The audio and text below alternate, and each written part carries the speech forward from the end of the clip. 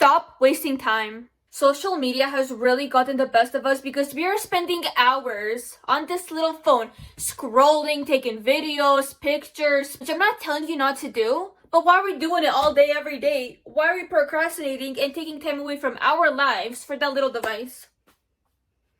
This video is going to help put it into perspective how much limited time you actually have on Earth. Scary, right? But it's something that we need to be aware of instead of wasting our lives away on that device. Job 121 says, "The Lord gives and the Lord takes away. Time is a gift, not a guarantee." So the fact that God chose to bless you with another day on this earth means that He's not done with you yet. You still have purpose. You have goals and desires and dreams and many successes that can come your way that He wants to bless you with. But if you're sitting all day on your phone instead of chasing after them and seeking Him, you are not going to get to your best ideal self and your ideal life. The fact that you don't know what tomorrow is going to hold should give you more of a sense of urgency to start taking action, to start doing something with your life. I know how it can be. You get in a rut, you don't feel like doing anything, you're not working out, you're not putting 100% in areas in your life, and then everything just feels, it feels bad. But imagine how much better you're gonna feel once you have purpose and you're driven to do something that's only gonna benefit you. It's literally for you and others. Okay, the Bible talks about serving others, but you're gonna be living your best life. Your dream life is waiting for you. You just have to start taking action now. Trying to live with purpose is hard when you don't exactly know what your purpose is or what you want to do. But sit here and ask yourself, what's something that God made me good at? What's something that I'm passionate about? What does He want me to do with my time here on earth? Why am I here? Why am I put in this situation? Proverbs 3:6 talks about submitting yourself to Him and He will make your path straight. Surrender to Him, be honest, and tell Him, God, I don't know why you put me here. I don't know what to do. I think I know what my passion is, but I'm not sure. Give me wisdom, help guide me and show me what my path is, what you want me to do. This is a very good quote that George Janko said, and it goes, "When you seek God first, He's going to give you your desires. If you don't know what your desires are, He's going to give you wisdom to know what your desires are. If you have passion and you don't know how to pursue it, He's going to give you that lane." But He, as a good father, wouldn't want to give His son a Ferrari if He knows as soon as He got in that Ferrari, He's going to drive far away from Him. So what does that mean? Well, first of all, submitting yourself to Him and surrendering yourself to Him, being honest with Him, and letting Him guide your path into what He wants for your life. Because sometimes we get stubborn and we want to do things our own way with our own narrow path, but also because of this, we try to come up with different desires in our minds with what we think is best for us, but they aren't exactly blessing. Because something looks good up front doesn't mean it's always a blessing. And it's not what's going to benefit us in the long run, and He knows that. We don't know that. We have to seek Him to know that. If God were to grant you every single wish, all the money, all the fame, the cars, all the women, there wouldn't be a reason for you to go back to Him and have a genuine relationship with Him. Because He's just granting your every wish. Like, God, who? Like, I'm out here with my money and my fame. Like, why would I need Him? That's why He puts us in situations where we have to go and seek Him so we can realize the love that we need from Him.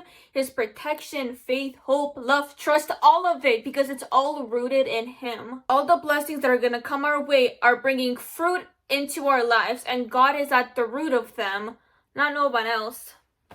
If you know who I'm talking about. Material things are not going to bring you happiness in life. At least not in the long run.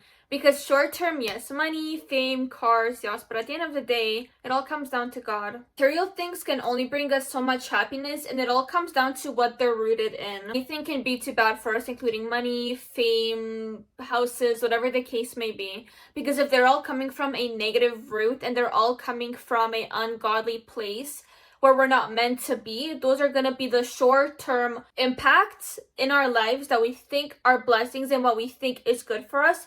But then in the long term, there is a reason people aren't satisfied with themselves, why people fall off, why people gamble, why they lose money, why they feel selfish, why they don't feel like they have good relationships with people, relationships with their partner. Is because of that reason. Money can only make you feel so good until you start gambling it all. You don't have healthy relationships with people. You have all the women, but you don't have a true love. lustful relationships only make you feel so good until you have all of these women and it's all just numbers instead of having the one true person that you want to love. You can only feel so beautiful and confident in yourself until pride starts taking over, selfishness, thinking you're better than everybody and stepping down on them. All of these things can make you feel so good until they don't. That said, there are Christians who are confident in themselves. There are Christians who are millionaires who have businesses open. But when you start to put your identity in God and everything around you being rooted in God and you surrender yourself to Him, it's going to bring fruit into your life as said into the Bible, which means things are going to flourish. Everything is going to go well for you because it is rooted in a godly God, literally a godly God, who loves you and cares for you and wants the best for you. And that is where you're going to feel so much better in your decisions and your desires when they're coming from Him, because He knows what is best for you. And that also comes with God blessing you with certain gifts and why you should utilize them instead of burying them. For the longest time, I always thought I have to post only Christian content. I have to be that Christian girl. I can only talk about God. I can't talk about anything else because it feels wrong. I'm supposed to serve people and spread His word. But no, think about it. There are Christian doctors, Christian engineers, Christian artists that all represent Him in a different way. They all have different gifts that God blessed them with. That doesn't mean that they all need to go into ministry. They're living their lives helping us or helping further improve our technology for our good, helping our animals, right? Veterinarians are helping us feel beautiful and confident in ourselves alongside having confidence in God. Like people who do makeup, nails, lashes, whatever it may be. If it's rooted in God, it's going to be the best thing for you and others, and you're gonna feel so much more fulfilled. When it comes to wasting time though, it all comes down to setting your priorities right. Instead of waking up and scrolling endlessly on your phone, feeling tired and fatigued right when you woke up, start your day with Him. Get up, get on your knees, say a prayer, read a Bible verse, read the daily devotional, see what it means, apply it to your life. Because that is going to fulfill your soul and your energy. You're gonna feel so good after instead of feeling like crap after looking at this all day. And think about what are you doing with your day, right? Think of the negatives. What are things you do that make you tired, fatigued, and you don't feel like doing anything? Is it the fact that you procrastinate, the fact that you're laying in bed all day, the fact that you're scrolling, that you're prioritizing your time with some other nonsense that you shouldn't be doing, eating junk food, ordering takeout, not doing your workouts, and try to switch those out with the positive things, waking up early, making your bed. It's going to make you feel so much more productive, starting your day with Him, having a healthy meal to help boost your energy rather than a sugary one that's going to bring you down, especially in the morning. Think about what's going to fulfill you and energize you for the day instead of bring you down, because you know what's going to bring you down, but you still do it anyway because you're in your comfort place.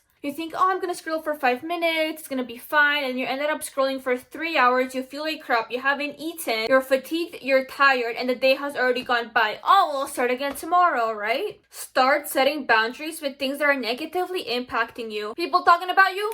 Block them out. People hating on Instagram? Block them out. All that junk food you have in your pantry? Throw it out.